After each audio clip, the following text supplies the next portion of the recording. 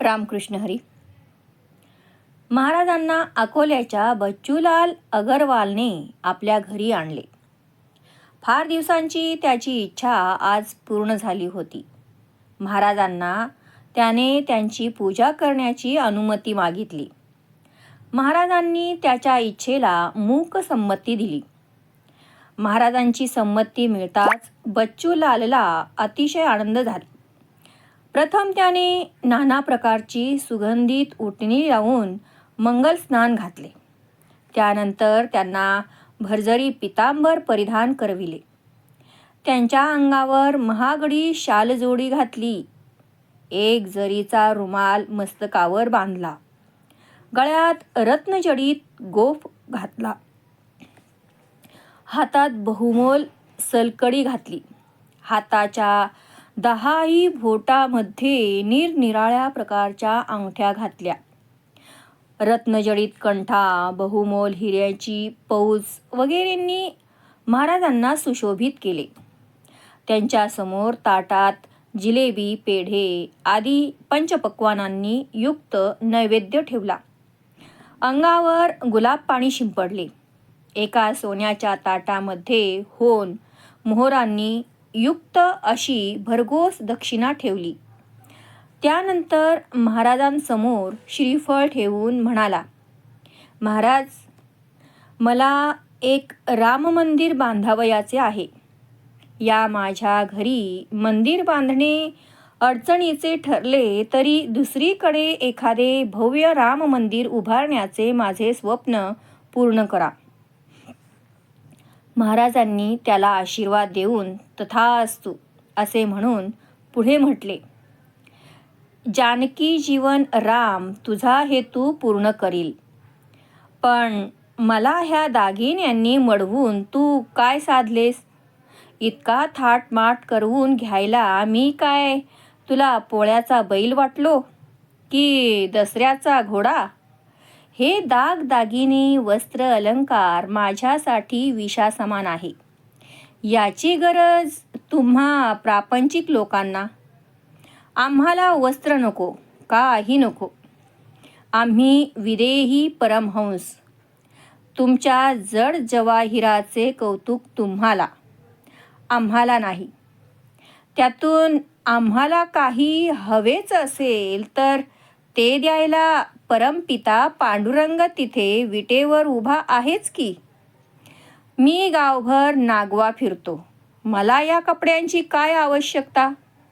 असे म्हणून अंगावरील दागिने, जड जवाहिरे, हातातील अंगठ्या सर्व काही त्यांनी भिरकावून दिले व तबकातील 2 पेढे खाऊन आल्या मार्गाने निघूनही गेले. बच्चूलाल दिग्मूढ होऊन ते गेले त्या दिशेला पाहू लागला. महाराज पराकोटीला पोहोचलेले असे असामान्य सत्पुरुष होते. सर्वसामान्यांना हव्याशा वाटणाऱ्या वस्तूंपासून ते अलिप्त होते. संयम हा त्यांचा स्थायी भाव होता. आयुष्यात त्यांना कोणत्याही गोष्टीचा मोह झाला नव्हता. जेवण, खाण, कपडे, घरदार या आवश्यक गरजेची त्यांना आवश्यकताच भासली नाही. मनाला येईल तिथे ते भटकत. वादळ, वारा, पाऊस याचे त्यांना भय नव्हते. ते कुणाच्याही हातचे अन्न खात तर कित्येक दिवस उपाशीही राहत. वस्त्र तर कधी त्यांनी अंगावर घातलेलेच नव्हते. षडरिपूंवर त्यांनी खऱ्या अर्थाने विजय मिळवलेला होता. पितांबर शिंपी हा प्रथमपासूनच महाराजांच्या भक्त परिवारामध्ये सामील झालेला होता. महाराजांवर त्याचे फार प्रेम होते, आदर होता. असाच एके दिवशी तो मठात बसलेला असताना महाराजांचे त्याच्याकडे लक्ष गेले. त्याच्या धोतराचा भाग बऱ्याच ठिकाणी फाटलेला होता. महाराज त्याला म्हणाले, अरे पितांबरा, तुझं नाव पितांबर असले तरी तू नेसलेले पितांबर मात्र बऱ्याच ठिकाणी फाटलेले आहे. हे म्हणजे नाव गंगाबाई आणि तिने तहानेने तडफडण्यासारखे झाले. किंवा नाव सोनूबाई आणि हाती कथलाचा वाळा नाही अशा म्हणीसारखे आहे. त्यापेक्षा असे कर, तू हा दुपेटा नेसून बस. महाराजांसाठी अनेक शिष्य काही ना काही आणून देत. त्यापैकीच एक दुपेटा त्यांनी पितांबराला दिला. पितांबर तो दुपेटा लगेचच नेसला. ही गोष्ट इतर भक्तांना आवडली नाही. महाराजांचे वस्त्र पितांबराने वापरले ही कल्पनाच त्यांच्याने सहन झाली नाही. शेवटी हे भांडण विकोपाला गेले अन ती बातमी महाराजांच्या कानी गेली. यातून काहीतरी मार्ग काढावा म्हणून त्यांनी सर्वांना आपल्या समक्ष बोलावून घेतले. सर्वांचे म्हणणे ऐकून घेतल्यावर त्यांनी पितांबराला जवळ बोलावले व म्हणाले, पितांबरा, माझं ऐक. क्षुल्लकशा प्रसंगावरून संपूर्ण वातावरण गढूळ होण्यापेक्षा माझं असं मत आहे की तू ह्या मठातून दूर कोठेतरी निघून जावे. पितांबराला आपल्यावर वीज कोसळत आहे असे वाटले. त्याचे डोळे पाण्याने डबडबले. महाराज म्हणाले, तू बरीच वर्ष माझ्याबरोबर राहिलास, माझी सेवा केलीस. पण लहानग्या मुलाला समज आल्यावर त्याची आई ज्याप्रमाणे लांब ठेवते, जगातल्या 4 गोष्टी शिकण्यासाठी जसे दूर पाठवते, तसेच मीही तुला माझ्यापासून दूर जायला सांगतोय. माझी कृपादृष्टी तुझ्यावर निरंतर राहील, परंतु तुला हा मठ सोडून जावेच लागेल. पितांबराला काय बोलावे हेच कळेना. महाराजांची ही कृपादृष्टी म्हणावी की वक्रदृष्टी हेच त्याला समजेना. महाराजांची आज्ञा मोडणेही त्याला शक्य नव्हते. त्याने महाराजांना शेवटचा नमस्कार केला. त्यांचा आशीर्वाद घेतला.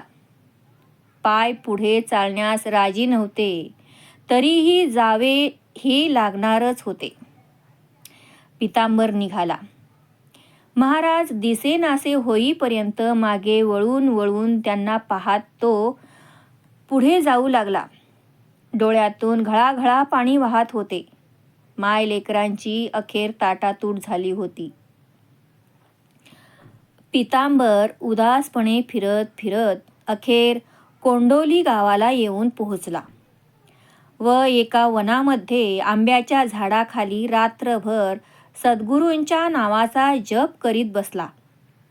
पहाटे पहाटे त्याला पायावरील मुंग्यांनी हैराण केले म्हणून तो झाडावर चढून बसला. झाडावरही मुंगळे होतेच, तिथेही त्याला चैन पडेना. मुंगळ्यांच्या त्रासाने तो हैराण झाला होता.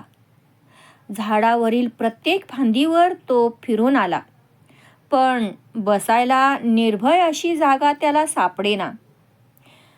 झाडावर पितांबराचे असे फिरणे झाडाखाली असलेली गुराखी पोरे पाहत होती. त्यांना आश्चर्य वाटले. हा माणूस लहान सहान फांदीवर फिरून आला, पण त्यावरून पडला कसा नाही? त्यावर त्यांच्यातलाच एक म्हणाला, हा बहुतेक कोणीतरी साधू पुरुष असावा. मग दुसरा गुराखी म्हणाला की बहुतेक हा शेगावच्या गजानन महाराजांचा शिष्य असावा. असे त्यांचे एकमेकांशी बोलणे झाले. शेवटी ते गावात गेले आणि गावकऱ्यांना घेऊन तेथे आले. गावकऱ्यांनी पितांबरची चौकशी केली तेव्हा पितांबराने आपल्या विषयीची सत्य ती माहिती त्यांना सांगितली. ती ऐकल्यावर गावकरी भडकले.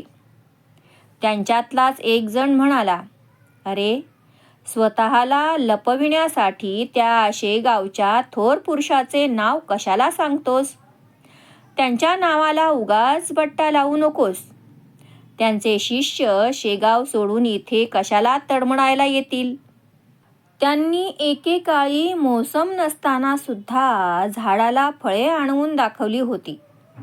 त्यांनी फळे आणवली, तू नुसती पाने जरी आणवून दाखवलीस या आंब्याच्या झाडाला, तरी आम्ही तुला त्यांचा शिष्य मानू. पितांबर घाबरला आणि गावकऱ्यांना म्हणाला, हे बघा गावकऱ्यांनो, मला असं पेचात पकडू नका. माझी सारी गोष्ट तर ऐका. गजानन महाराजांच्या सहवासात मी राहिलोय खरा, पण मी काही अवतारी पुरुष नाही. त्यांच्या शिष्यांमध्ये अधिकारी असे काही मोजकेच आहेत. मी त्यांचा साधासा शिष्य आहे. तुम्ही माझ्याकडून अशा भलत्या सलत्या अपेक्षा का बाळगता? परंतु गावकरी ऐकण्याच्या मनस्थितीत नव्हते. पितांबराच्या एकूण हकीकतीविषयी त्यांच्या मनातला संशय काही जात नव्हता. शेवटी निरुपाय हताश होऊन पितांबराने गजानन महाराजांना साकडे घातले. त्या वठलेल्या झाडाजवळ आता काय होणार हे पाहण्यासाठी एव्हाना सगळे गाव जमा झाले होते. पितांबर हात जोडून महाराजांचा धावा करू लागला व मनातल्या मनातच म्हणाला, महाराज बघा, तुमच्या भक्तावर कठीण प्रसंग आला आहे. माझ्या हातून अशी कोणती अक्षम्य चूक झाली की सर्वप्रथम तुम्ही मला आपल्यापासून दूर केले आणि आता ह्या गावकऱ्यांनी सत्वपरीक्षेची वेळ आणली आहे. तुमचा शिष्य म्हणून मला चमत्कार करायला सांगताहेत हे गावकरी. माझ्याकडून या झाडाला पाने यावीत असे त्यांचे म्हणणे आहे. त्याशिवाय मी तुमचा शिष्य आहे याची खात्री पटणार नाही त्यांना. माझ्या हातून जर हा चमत्कार झाला नाही तर तुमच्याच नावाला बट्टा लागेल. त्यामुळे माझी भिस्त आता तुमच्यावर आहे, नाहीतर आज मार खाण्याची पाळी येईल माझ्यावर. प्रल्हादाला वाचवण्यासाठी ज्याप्रमाणे नारायणाला नरसिंहाचे रूप धारण करावे लागले, त्याप्रमाणे माझे प्राण वाचविण्याची जबाबदारीही आता तुमच्यावरच आहे गुरुराया. माझा अंत पाहू नका, माझ्या मदतीला धावून या. असे म्हणून पितांबराने मोठ्याने गजानन महाराजांचा नामगजर केला. ते पाहून गावकरीही गजानन महाराजांचा नामगजर करू लागले. नामगजराचा स्वर टिपेला पोहोचला आणि काय आश्चर्य, झाडाला चक्क पालवी फुटली. वर्षानुवर्षे वठलेले आंब्याचे झाड पर्णयुक्त होऊन गेले. झाडाला कोवळी हिरवीगार पालवी फुटली. लोकांचे डोळे विस्फारले गेले. हा चमत्कार पाहून सर्व गावकरी आश्चर्यचकित झाले. गावकऱ्यांना वाटले की हे स्वप्न असावे, पण ते सत्य होते. काही जणांना वाटले की बहुतेक नजरबंदी असावी. काहींनी फांदीची पाने तोडून पाहिली तो त्यातून शुभ्रसा चीक बाहेर पडला. याचा अर्थ खरोखरच झाडाला पालवी फुटली होती. सर्वांनाच पितांबराविषयीची खात्री पटली होती. सर्वांनी पुन्हा एकदा महाराजांचा आणि पितांबराचा जय जयकार केला. त्यानंतर वाजत गाजत पालखीमधून गावकऱ्यांनी पितांबराला गावामध्ये आणले.